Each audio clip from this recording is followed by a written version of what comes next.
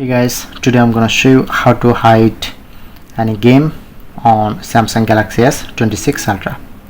So I can hide my PUBG game.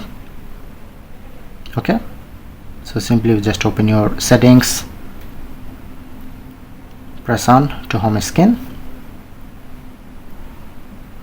and click on this section,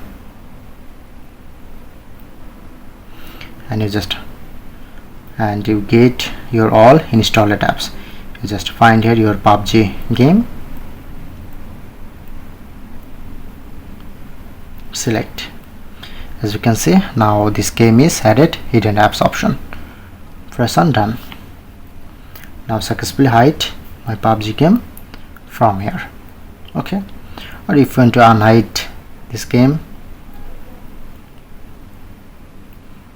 open settings again,